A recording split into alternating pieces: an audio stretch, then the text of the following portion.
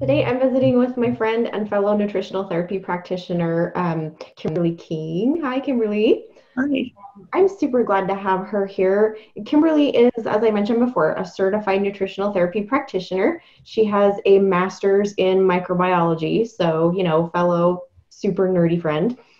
She helps couples that are struggling to get pregnant to enhance their fertility naturally through changes in their diet and lifestyle, also with targeted supplements. She works one on one with clients to develop a nutritional program tailored to their body's needs. And she's an instructor for the Feed Your Fertile Body and Feed Your Pregnant Body programs. So lots of stuff lots of stuff Kimberly. Thank you. You're welcome. I'm super excited to talk to you about this today because I really feel like fertility and healthy pregnancy is a huge need. We see a lot more people struggling with it now than before, and even younger. It used to kind of be if you got to be, quote unquote, a certain age, that it might be more difficult for you to get pregnant or have a successful pregnancy. And I'm just kind of seeing it in younger clients. Is that true for you? Yes, and the current statistics are 1 in 8 couples are struggling with fertility. Wow. That's huge. Yeah, I didn't realize that it had gotten that high. Yeah. What is maybe like your youngest client that's come to you that has trouble with it? They're in their late 20s. Oh man, already. I know, it's sad. Yeah. So what was it that made you decide to get into nutritional therapy, to take the course in the first place? The course in the first place. Okay. So I've been seeing a nutritional therapy practitioner myself for I think I figured about 9 years. Very cool. She's been treating myself and my family, me first, and then I talked my family into it. That's usually how it goes, right? Yeah. And as I was willing to make those changes and follow her advice and do the things that she recommended, I started to see a lot of improvements in my own health. I had thyroid issues, had blood sugar issues. I would wake up in the morning and my feet would be all swollen and hurt, and my back would hurt when I wake up, and inflammation throughout the body, and I just had a lot of little issues, and getting older, was worried. So and come to find out, that's not a natural part of aging. No. I tell people, we're told that you get these symptoms and these things happen, and it's just, you're just getting older. But it's not true, because I don't have those things anymore. So anyway, a couple years ago, she told me she was going to move. So I became very sad. Yeah. Kind of panicky too. I'm like, what am I going to do? Because I would often call her when we got sick, when we had issues come up, because I had no idea what to do. I had grown up with the Western medicine, just call the doctor. But a lot of stuff they don't know what to do with either. A lot of milder things that you're like, there's something wrong, but I don't know what to do about it. I didn't know how to take care of my family at all. So I felt really powerless and frustrated by that. So I'd say between those two things, her leaving and my feelings of frustration and helplessness, I decided to go take the leap, and I took the classes and, went to the school and did all the coursework, and I've just kept learning ever since, and it's been an amazing journey. That's fantastic. I love that it's about, you wanting to take care of your family instead of always having to call, someone else. It's not that we don't want to reach out when we have questions, but like you said, you just felt kind of helpless. And part of what we do as NTPs is try to empower people with, the education and information so they can take that and apply it to what their body needs or what their family needs. So yeah. Right. Yeah. The information that we share with clients is helpful for them and for everybody they know. So yeah, absolutely. Yeah, I totally agree. What made you decide your specialty? Oh, fertility. So I was a La Leche League leader for 10 years. So I did breastfeeding counseling, and part of that is not just breastfeeding counseling, you know, because it's all about the baby's first few years. And so, you know, mothering and parenting and early feedings. I was first introduced to some radical ideas about food through the Womanly Art of Breastfeeding, which is published by La Leche League, where they say avocados and liver, and you know, if you have a nice heavy bone that won't break, let your baby gnaw on it and stuff like that. And you know, this was all what?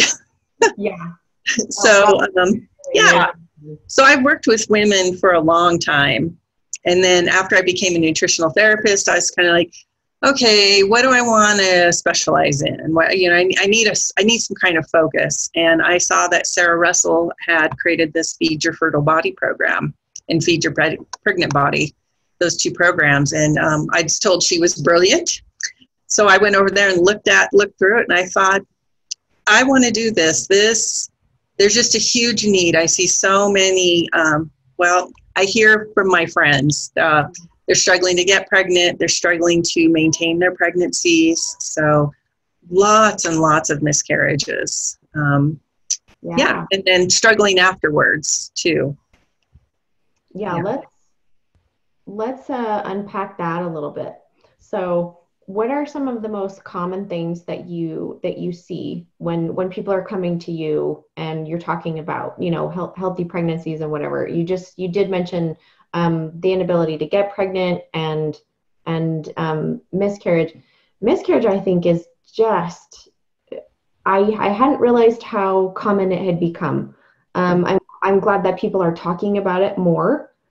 It used to just be kind of something that we suffered through privately, and the only thing that's going to help us get figured out what needs to change in our bodies in order to make it, you know, a more successful environment for healthy pregnancy is to figure out what's going on now, so we know. We need to be talking about it.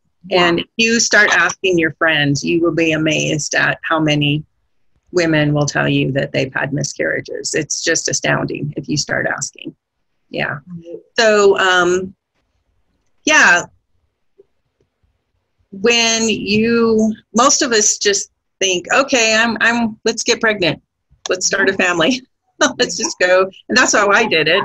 Let's just go get pregnant and have a family, and then get pregnant. And then you start going, oh my gosh, I'm supposed to be eating healthy and I need to eat healthy for this baby. You start to feel driven to take care of the baby. And so it becomes less about you. So then you start trying to figure out what healthy is and what you should be eating, which is not the time, you know, that's true.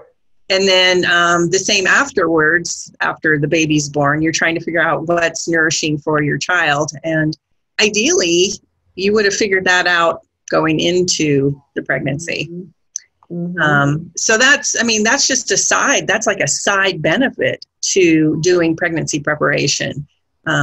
Building up your body, preparing your body for pregnancy has a huge impact on how the pregnancy goes, how sick you get, whether you get gestational diabetes or not, whether you suffer from postpartum depression afterwards. So your nutritional status going into the pregnancy will have a huge impact on you for several years to come. And the ancient cultures used to feed young couples special foods so that they would have healthy pregnancies, and then they would feed the pregnant woman special foods, liver, you know, organ meats and different things, depending on the culture. Because they knew how important it was to developing and growing. You're growing a human being. It's not growing from the water you're drinking and the air you're breathing. It's growing from the food that you're eating, what you're putting into your body. That's what's creating this baby. I'm super glad that you mentioned the couple, that they're feeding the couple certain things, because I'm sure that if your practice is anything like mine, it's usually the woman that comes in and then they kind of take the information home to their hubby. But can you talk about that for just a little bit, like why it's important for the man to have good nutritional status as well as the woman? Okay. there's a lot of research showing that the man's health has a huge impact on his sperm. The development of the sperm, the health of the sperm, the DNA inside of the sperm, which is, as you know, what makes up the baby, you know. Right. So his health, the foods that he's eating, all is influencing and impacting that as well. And then, so if the sperm isn't very healthy, then there's more likely to be problems with the baby and the fetus, and then the child after, you know, you have the baby. So the father, it can't be overstated. Plus, a lot of people don't realize this, but fertility statistics show when a couple is struggling with infertility, about 40% of the time it's the woman, and about 40% of the time it's the man. And the other 20%, it's a combination. So it's, if you're having infertility problems, it's just as likely to be a problem with him as it is with her. And so both of you need to address the issue.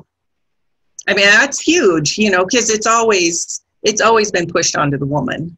It's never pushed onto the man. Yeah. Right.